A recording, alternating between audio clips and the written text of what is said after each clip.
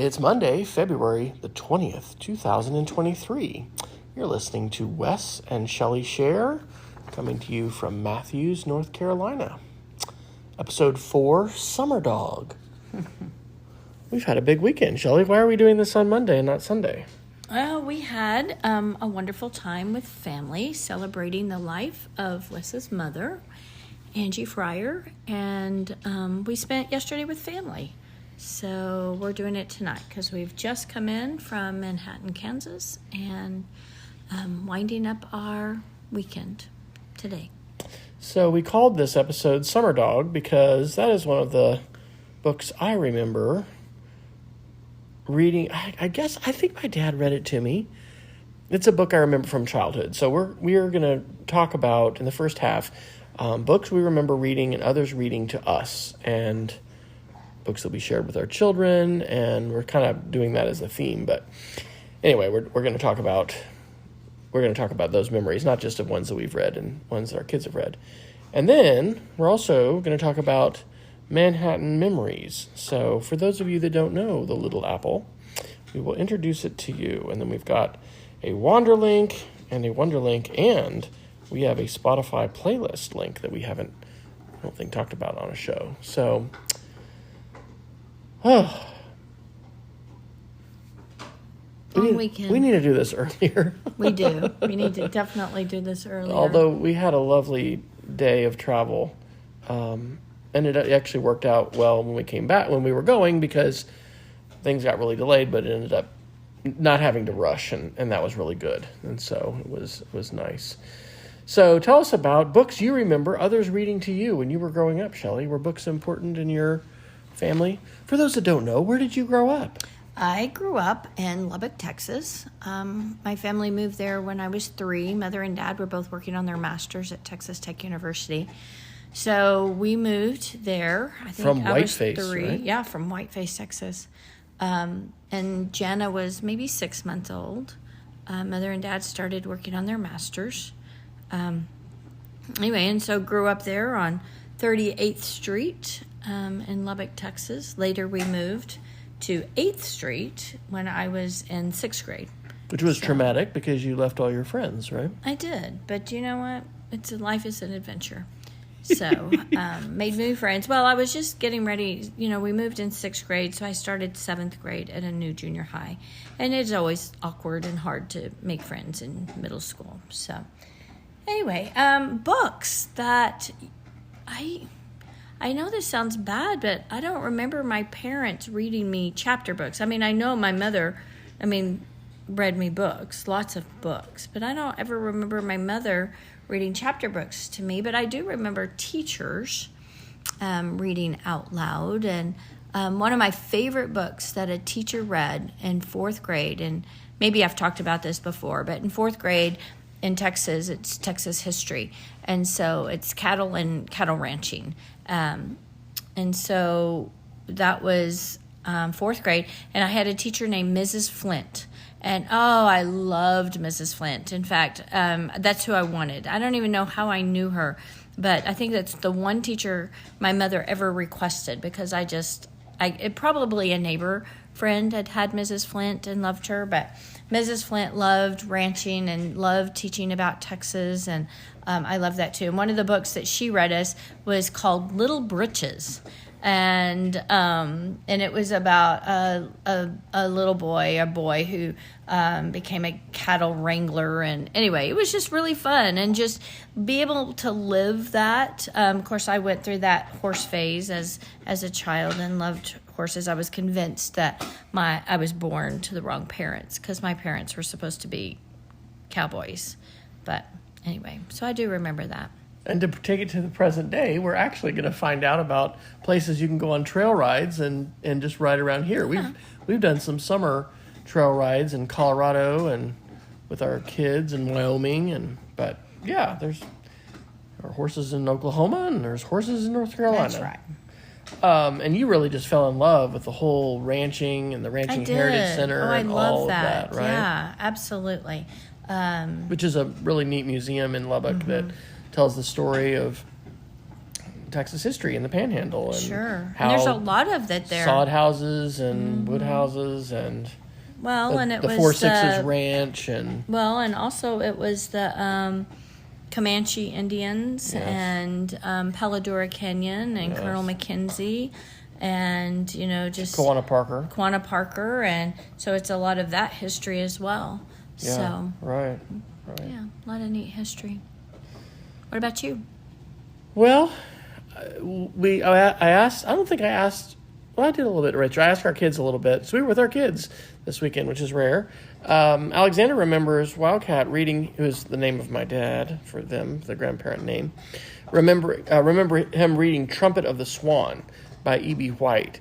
I read "Trumpet of the Swan" along with Stuart Little and Charlotte's Web. I don't know if my parents read that. I don't know if Dad would remember that. I loved that book. I read that book multiple times. It's a story of a swan that can't speak. He's mute, but he learns to play a trumpet, I think. And then swan learns to play a trumpet? I think so. Okay. It's been a long time since I've read that. But this boy goes up in the summers and encounters this swan, and I think that's what happens. Anyway, it's wonderful. Pretty much everyone's heard of Charlotte's Web, and E.B. White is a super, beloved children's author, and of course Charlotte's Web's been made into a movie, but I love Trumpet of the Swan. That is one of my favorites. And I named this episode Summer Dog because Summer Dog, I'm pretty sure my dad read that one to me too. I don't know if my mom read me a lot of books. I think my dad mainly did the reading. I definitely remember the Goldbug books. Did you have Goldbug? I did have some of the Goldbug books. Kind of like a... Richard Scarry. Yes. Did you hunt for Goldbug when you read it? Of course. Yeah, because Goldbug was in every scene. And there's some other books kind of like that where there's all these activities. What is that other one that's... it's been a long time since I tried to remember it. But there's another series that's kind of like that where there's all... I Spy is a popular series now that kids love, but where you can go in and find things. There's another series, and maybe we'll find it and put it in the show notes. But Where's Waldo? Where's Waldo? Yes, is that it? Yep, and it's the same kind of thing. So, Richard Scarry's... My favorite was Richard Scarry's Cars and Trucks and Things That Go. Yeah. And so there were like cats, and they, drove around But there was all this stuff to see, very complex scenes. But then Goldbug would be somewhere. And I remember hunting for Goldbug with Dad. And I think that I read that. Maybe I read it to Trudy, or maybe I'd read it to our own children. I don't remember. But hunting for Goldbug. I remember Snoopy books. I think I remember The Best Nest, which we've talked about before. The King, the Mice, and the Cheese. That is not a Dr. Seuss book. No. But it is hard to find. And I wanted that book for years and years. And then you got it for me for my birthday one year. Where did you find that? I actually found it in a little library at Montreat. No, not Montreat. Mo Ranch. You found it at Mo Ranch? Oh, my gosh. I did. And then, books we've read, the Narnia series, I think that we read The Lion, the Witch, and the Wardrobe to all of the kids. Mm-hmm. Yeah, we've read... you did. Again, I think it's a lot of... You read to the kids. I read picture books to the kids, but... and maybe we took turn reading the novels. Books. Yeah. But I know that I read Rachel, the Diary of Anne Frank. She and I read that together. And then you read the Narnia books to them. I think I read Dragonsong by Anne McCaffrey to Alexander. You did. And that was a book that I read growing up, and it's about this planet that has this parasite that sort of rains down on the planet called thread, and if it lands, it'll burrow and duplicate, and so they have to ride these dragons that breathe fire, and so they have to use the dragons to burn the thread these parasites are falling from the sky and in the air, so they don't land, and if they land, then they need to destroy them. Anyway, it's interesting, and she's a science fiction author. I don't think I ever read any others, but it's a series. I wonder if he remembers that. And did you read the Tolkien books to Alexander? I think The Hobbit? I think I read The Hobbit. I think you did. Yes. Now, but I wonder, see, this is where we need the girls. We talked about maybe doing this recording with my dad or with the girls or, with the kids because we were with them. But I think Wildcat read Sarah Summer Dog. We might have. We'll have to get confirmation of that. Because all of the kids would go to Camp Nana. So in the summer, right. They each had a week, and they would go and they would spend a week at Nana's house and right. and do fun things and just have some individual time. And yep. So. And we're going to talk more about Manhattan Memories. I think that the history we have had a tradition which we called Happies. And this traces back to the late 1990s. I had given a presentation at TCEA, the Texas Computer Education Association's annual conference in Austin, Texas, that happened in the beginning of February every year. And when we lived in Texas, I kind of would go there every year. And so I gave a presentation and met some people from this school called Kincaid, which is in Houston, which is an amazing private independent school, which later would learn more about because Kincaid was in our SPC, Southwest Preparatory Conference, when I was at Cassidy School was I there for 8 years? 7 years? 8 years. 2015 was when I went, I guess. Maybe I was there for 8 years. Wow. Was it? Anyway, the person, and I do not know their name, who dropped me off at the airport at Kincaid I did a workshop about I think it was just about using Mac computers and creating some kind of projects or something. I bet I could go back and look on websites. I probably have that written down. But anyway, they told me this tradition that they had of whenever their parent would go, I think it was her husband, he would get what they called a happy and then bring it back. And so it was a fun thing for the kids to look forward to. It was a gift for each of them or for the family or whatever, but it was called a happy. And so that became a tradition for us. And then one of the best happies to get were books, especially picture books that were about the local, something to do locally, So we ended up getting traveling Hawaiian. Yeah, so we got multiple picture books from Hawaii, from China, Arizona, New Zealand. Yeah, different places. And so that collection is wonderful, and I just loved Maine and New England and the Pacific Northwest, and so that's I'm looking forward to that. I want to have in our house a place for all those picture books someday when we have grandchildren, and then be able to get those and read those. So to talk about reading books in your class, that's been an important part of your teaching, and don't you find part of how you form classroom community is through shared reading, do you think? We did talk about that a little bit on our last episode because Wild Robot was one of the ones that right. I've read out loud. You did talk about that. And we talked about that. But I think it's really important, no matter what the age of the children, to continue reading out loud together. I think that's a really neat tradition to have. But it's always been something my classes enjoy doing. Right. Okay. All right. Anything else we want to say or share about reading out loud and reading books? No, just that I think it's so important. I think it's really important. In fact, it was so sweet. So Sarah was really excited. She brought everybody happies because she's been living in Oklahoma City. So she brought all of us Valentine's treats. Right? No, they were Valentine's treats. I don't think they were from Trader Joe's. I don't think I got one. You got candy. I don't think I did. Oh, well. But anyway, she brought me back the sweetest little book, and she read it, and it was about a little bear and just how special and precious the little bear was to the mama bear. And so Sarah read it to me this morning, and it's just, I love that we share books like that together, and that it helps us express our care for each other. One of our pastors read a book, and I think she's done that before more than once. And it was a Langston Hughes book. A poem. A poem for children. And it was and she joined it beautifully, as far as the beauty. It was about the beauty of. I'm gonna sneeze. excuse me. That's great radio. It was about the beauty of being black, but she also joined it really well to just humanity and how we're all children of God. But anyway, yes, children's books, wonderful. All right, well, it's time for halftime. Let's hear about our ad for this week.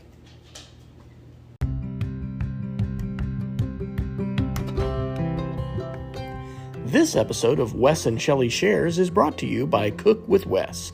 Cook with Wes is my, Wes Fryer's, personal passion project, sharing lots of food photos, a few recipe videos, lots of barbecue and smoked meat adventures, and many other recipes from my indoor and outdoor kitchens. You can find all our family recipes on food.wesfryer.com and follow Cook with Wes on Instagram, TikTok, Facebook, and Twitter.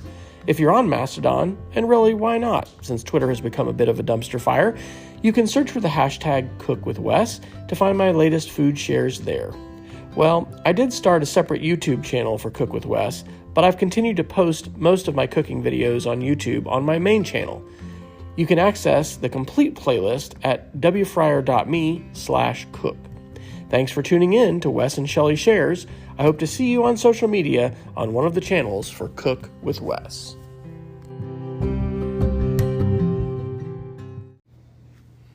All right, we're back. Now, let's talk a little bit about Manhattan memories. For people that do not know Manhattan, Kansas, Shelley, what would you tell them about where Manhattan is and why it's special? Well, don't ask me where it is because I don't know. But no, well, how would you describe where it is? And then I'll know. It's a little town in Kansas. What part of Kansas? I'm not sure. Because I'm not geographically inclined. But what I do love about the Little Apple, so Manhattan, is that it's, everybody thinks of Kansas as just this flat state. But this is more, it has contour. It's in the Flint Hills. Yeah, the Flint Hills. That's where it is. Kansas. Manhattan is in the north. But it's beautiful. Is in northeast really, Kansas. It's hilly and has trees and there's a lake and it's just a little college town. There's so many fun things to do and we visited at so many neat times of year and so everybody has their favorite coffee shop. Well, okay, so we have our favorite coffee shop and little places to visit and see and shop, and we just really enjoy it. Manhattan's northeast of Junction City. Junction City's on I-70, so if you go across Kansas, which, we talk about the flyover states, Kansas is a flyover state for some people, you leave Kansas City on I-70, which is about 2/3 of the way, across the state from the south, and so you leave Kansas City, and you come about 30 or 45 minutes later to Lawrence, and then you come to Topeka, and then you would go to Junction City, but before Junction City, you exit for Manhattan, and Manhattan is at the confluence of, I think, the Kansas and the Blue Rivers, and it was named for Manhattan, New York, and it is the site of Kansas State University, which was founded in 1863, and is the land-grant college, KU, is the other largest state university in Kansas. But sort of like, Oklahoma State University is the land-grant school, or Texas A&M. These are the ag-focused schools. And so in 1981, our family moved to Manhattan when Dad took his last duty assignment with the Air Force to be in charge of Air Force ROTC at Kansas State. And he did that for 4 years and then went into banking and joined Commerce Bank and became a financial planner and broker, and after 21 years in the Air Force, spent 21 years in banking as Union National Bank became Commerce Bank. And anyway, that's where I grew up. I graduated high school there in 1988 and then left at age 17 to never return again to live. But left, we have so many great memories. Left for the Air Force Academy there. But yes, so talk to us about some of your best memories of Manhattan. Do you want to talk at the beginning about your first visit there? That was a bit scary. Well, that was an adventure. So Wes and I were dating, I guess, because we weren't married yet. We were dating. Yep. And so to drive from Lubbock, Texas to Manhattan, Kansas was about 12 hours. It was a long trip. So we were going to go up, and I was going to meet his parents for the first time. Yeah, it was in the fall, I think. Yes. And fall so of 95. all of a sudden, we were supposed to leave like early in the morning. But then Wes decided, nope, he wanted to leave after school. We were just going to drive all night. Oh, my gosh. And we were going to get there. And so I was like, okay. So we got into Manhattan about 2 a.m. in the morning. Wes knew where the key was, so we were just going to let ourselves in and then surprise them in the morning. Well, the key wasn't there. And we knocked. Or was the side door locked? I think they locked the side door because we had not told my parents we were going to come on Friday night. They thought we were going to show up on Saturday. Right. So we get there, we knock, and scared his mother to death. She called the police. They thought someone was breaking in the house. Okay, so word to the wise, don't do this. This was really dumb. Like, don't surprise your parents because... Yeah, and this was the first time that I was meeting them. Yes, she met them at 2 a.m. when they thought we were burglars, and they had literally called the police. I think the police came, and we had to say, nope, it's fine. Yes. I'm just here to visit my parents. And so that was the first time that I visited Manhattan. Right, so. You took me home to meet your parents. Yes. So. We have on our little notes here, raking leaves. That was one of the most memorable Thanksgivings, I think, was... Now, if we thought we had leaves in Manhattan, come on over to North Carolina, ladies and gentlemen. We know what leaves are. Oh, my gosh. We're going to get a mulcher that was next year. another one of those trips where, again, it was before we were married, so we were there for Thanksgiving. The first time I had met many of the extended families. I made a movie about that, too, actually. Well, but I was thrilled to get out and help rake the leaves because, in Lubbock, Texas, we didn't have a whole lot of leaves. So, which actually is part of a theme of our lives because we are excited. Trees. We're excited. So excited about trees. I was in shock to land in Wichita this past Friday because we had to. Anyway, there was a big accident on the road. We got delayed. We had to be diverted. We couldn't fly into Manhattan. We had to fly to Wichita, rent a car, and drive up. But, man, to be back in just flat, central Kansas. So, anyway, you were excited by leaves. I got out, yeah. And people thought that was funny. They did. That, So, but that was also the trip where I was pretty convinced that you were going to ask me to marry you, only you had no idea. And you were mad and hadn't really even thought about it. And you got mad at me and had to explain why. Yes. Right. Yes. I think I actually made a movie. So we should go back. I have, when Apple came out with the iMac and with iMovie software, it was so cool because you could take your digital camera that had, film cartridges. It was like, what was that called? It wasn't Digital 8. Anyway, I made all these different movies early in our marriage of vacations and birthdays and things like that. And so I'm pretty sure there's a Thanksgiving leaves memory. And Connor and Ethan are there. No, I think I remember that. Anyway, I'm going to go back because... No, you do have one, but that was when Alexander was little. This is before we were even married. Okay. So, yes, you made a leaves one, but that's when Alexander was little. Okay, you're right. We visited Thanksgiving in Manhattan quite a bit, and so we did. Well, yeah, we have quite a few of those. We have good memories there. Yeah. So I started putting down like all these memories because I grew up there. I have all these things, but just the ones that we share. Labor Day football games for sure. So that's became big. The tradition. Mm-hmm. Yeah, Labor Day we'd go up. Rachel's birthday is really close to Labor Day every year, so we would go, and I think the best K-State football game ever. So my dad is like the biggest K-State fan ever, hence his name is Wildcat, which I think was given to him by Alexander. Yes. But there was a year, so we would usually not be able to sit with Dad. Dad had, season tickets. For quite a while, Mom had season tickets, and then at some point she was like, I'm done with that. And she would go to the tailgates, but she wouldn't go to the games. And so anyway, Dad continued to have... And then for a number of years, my cousin Devin and I split season tickets, and so he lived in Wichita. He's down in Dallas now, in Plano, I think. But... he would go to half the games, and I would come up from Oklahoma City to go to half of them. Anyway, we had season tickets, and I think we were sitting kind of close by the student section on the east side of the stadium, pretty low, and we got to meet Willie, and that was super exciting for the girls. Well, and Rachel always thought that was just for her birthday. When she was little, she thought that whole football game and Willie, and that was for her birthday. What was so cool that year was they let us on the field at the end and it was a game that was at night. It was an evening game, so it ended at night, and they had fireworks, and we laid in the middle of the field, like the 50-yard line, and they turned off the stadium lights, and we had the fireworks, and I mean, that was so cool. And I don't know, I don't remember them really doing that other times. They do fireworks for that first game, and it also wasn't too hot, because we've been to some of those games where it's been super hot. What do you remember eating at tailgates? Do you remember any particular foods? Yeah, we used to have stromboli and gazpacho soup. Mm-hmm. Those are some of the earliest. Which is a cold it's tomato-based soup. Yeah, I love that soup. So, but your mother loved tailgating food. You know, she always, it was always like a gourmet affair.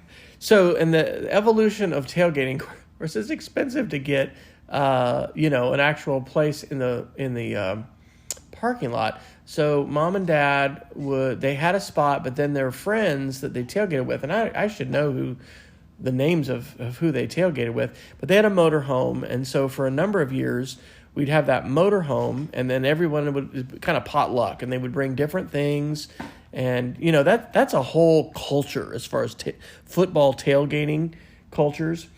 But at some point, Mom basically didn't want to participate that much in football, so she just wanted the tailgate at home. So it's just a tailgate. But anyway, we would do like a backyard picnic, and then we would go to the game. And then at some point, because there's a church called, I think it's Trinity Presbyterian Church, that's like down, it's off Claflin. I don't remember what the name of that road is that goes by the stadium, but anyway, they had a shuttle, and so we would park there, and so some years we had the tailgate there in that parking lot. Remember that, having those tailgates by the church? Mm-hmm. Yeah, we didn't do that very often. No, maybe just then we did sub sandwiches sometimes, different things. But anyway, that really is fun, and I think, I'm not a big sports fan. I've enjoyed sports at different times, but I really do enjoy the family aspect of that, and I think that'll be something fun at some point to, I don't know, I could see us enjoying that as a family, inviting the kids back for a weekend game and having a game to go to or something like that. Okay, let's talk about adjusting to new family dynamics, schedules, and personalities. Could you share about that, Shelley? Why are you talking in your weird voice again? Because I like to use weird voices. It's my favorite part of podcasting. So... Okay, we were talking about adjustments, so things that you remember. So how is it challenging to adjust to the Fryer family as a new I think this came out in the memorial service. So we were all thinking, of course, we've told absolutely lovely, wonderful memories of Nana. But one of the things that was always really hard to adjust to was Nana had a very specific schedule about meals and what people were going to do. I mean, like the itinerary was set and the times were set and where you were supposed to be and who was supposed to be where. And, for me, coming from a pretty laid back kind of family, that was always a little hard to always follow Nana's schedule, especially when we had children and we were trying to, Nana, they always ate dinner really late. And sometimes 8 or 9 o'clock. Yes, and our kids, that was bedtime and trying to get, kids fed and ready for bed. And then Nana's planned this beautiful, dinner at the dining room table. And so, but it would be on her schedule pretty much. Yeah, and so that was always trying to, fit with Nana's schedule was hard. There's quite a bit of food stress, yeah. And I think...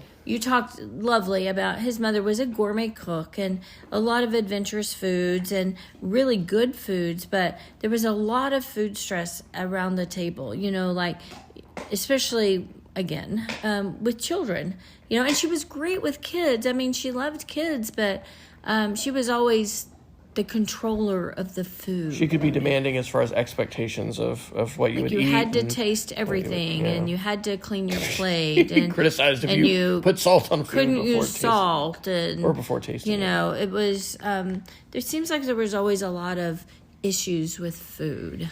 So it was, it was usually wonderful and a lot of good memories, but also a lot of maybe, I don't know. She would be very structured in the birthday plans as well. So we would celebrate sometimes children's birthdays, but she would have really when the children were having their birthdays at her house, she ran the show. I mean, we would have birthdays on our own afterwards too. Yeah, to kind of have a less structured. Hey, I remember good memories of going to Aggieville with Trudy and Max sometimes, and Mom didn't really. We snuck out sometimes to go to breakfast or to go just coffee. Like, we love going to Blue Stem Bistro. Yeah, we had our which places. We like Radina's, but Blue Stem Bistro, which is on Morrow in the middle of Aggieville, is really our place. And we got to go back yesterday, didn't we? But we always felt like we were having to sneak out of the house. Or I just think she didn't really understand that. She just was like, "Well, you have food here. We have coffee here. Coffee here. Why are you going out?" But that was fun. And those places, and now. The Palace is gone in Aggieville, which we loved for a long time. But now it's Varsity and Varsity Donuts. And so a tradition has been to, not only get sometimes Varsity Donuts in the morning, but they have their food truck in the back that's open at 2 a.m. And so sometimes we'd go right to Varsity and we get there late and they have corn dogs and what? Yeah. For those of two, did you Donuts, explain Aggieville?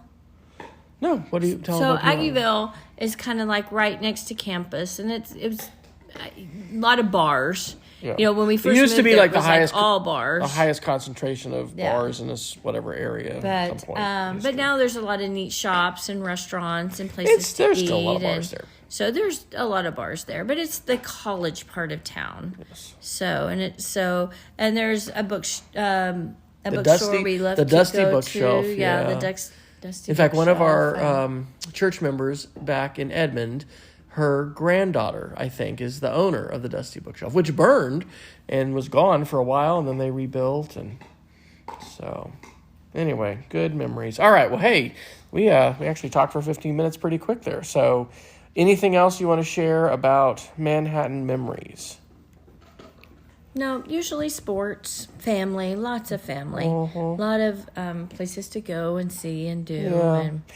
And it's just wonderful that our children, I think, have such positive memories of Manhattan because, it's been a place of family gathering more than anywhere else. I mean, we've gone to my sister's, family's house in Liberty for multiple Thanksgivings and other kinds of events, 4th of July and holidays and things sometimes, but not with the regularity that we went to Manhattan. So it was just this annual pilgrimage. So I think there's a lot to be said for family rituals and traditions and having not only traditions of what you do together at home, but also places that you go and experience and the foods that come with that. Okay, so we have a Wanderlink and a Wonderlink.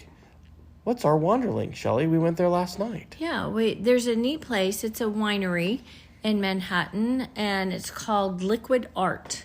And they have, it's a brewery and it's a winery for sure, but they have ciders and things too, right? They do. So those may be for just local, they bring those in, but the wines I think they do themselves. And it's kind of in the hills and great pizza. We had pizza. Great pizza. It was just cozy. It was our whole family, and I mean, it was really nice to just sit down together, not for a big meal or anything, but just to have nice conversation next to a fireplace. It was wonderful. On the couch. And when it's warmer, you can look out over the Flint Hills. It's a beautiful view. It reminds us, with Rachel and our friends, the Conaways that live in the Shenandoah Valley in Virginia, we had a chance to go to a beautiful brewery, and I guess, I don't know if it's just a brewery, but it's very similar, but just a gorgeous view. So it reminded us of that. So we'll include the things we reference again in our show notes, but you can find their website at liquidartwinery.com. And then our Wonderlink today for the show are oral history interviews with Angie Fryer, with my mother. We have a family learning blog, which you can find at learningsigns.speedofcreativity.org. And then there's a link there to family oral history, and then you can go to a page for just mom, for just Angie Fryer. And thankfully, I had a chance, and I was thinking about this. I wish we had done it with your parents, because I don't think we ever did oral history interviews with your Yes, mom we or did. your dad. Yes, we did. I just don't know where they are. Well, we gotta doggone yes, find I them. remember we did one at the kitchen table in Edmond, Oklahoma. Did we one really? time. Yep. Well, gosh, we gotta find that. It's somewhere. I know. I hope it's not on Audio Boo, because pretty much all those got deleted. Although, I don't know, maybe I saved them. All right, well, we gotta find that. Let's do that as we a also to-do. have that one of my dad talking when we were in Delhart, telling us all about different places. Do in we? Delhart. Yes. We gotta find that. I've listened to it recently. So Okay, great. Let's find it. it's somewhere. All right, so this is a link to 2 different interviews I did with my mom. One talking just about military bloggers or mill bloggers, and then another one talking about her memories of being a teacher and growing up in Texas and Louisiana and just, kind of her life. And so that's great, because life is short, if you didn't know that. And it's wonderful to capture stories of family members telling remembrances. And we've been happy to hear that our daughters are listening to our show. And if it brings even a little joy to them, it brings great joy to us knowing that they're listening. So in addition to those show notes, we'll also include a link to a playlist that we've started on Spotify. You might be able to find it because it's a public playlist. It's called Wes and Shelley Playlist. But we'll include the direct link, which is extremely long and I would never try to read. But you can find that. So anything else, Shelley, you would like to say tonight to our listeners? No, but I'm ready for bed. She's ready for bed. All right. Well, we want to thank everyone for listening. And I think we'll probably alter. Rachel hasn't recorded the outro yet, but this will initially be Sarah, and I think we'll be able to alternate. But you can learn more at visiting shelleyfryer.com/podcast. And we've got links to all these different places you can get the show. So until next time, we encourage you to stay curious and go outside. Wes and Shelley Share is a weekly podcast recorded and published on Sundays by Wesley and Shelley Fryer of Matthews, North Carolina. Learn more and find links to connect on social media to Wes and Shelley by visiting shelleyfryer.com/podcast. Content on this podcast is licensed under a Creative Commons Attribution Only 3.0 license. The Wes and Shelley Share podcast is recorded and published with Anchor and distributed on all major podcast channels, including Apple Podcasts, Spotify, Google Podcasts, Pocket Casts, and more. Please share our show on social media and tell others about us. Let us know on Facebook or via other means what you like about the show, that you're listening, and if you have any suggestions for future episodes. Stay curious, go outside, and keep exploring.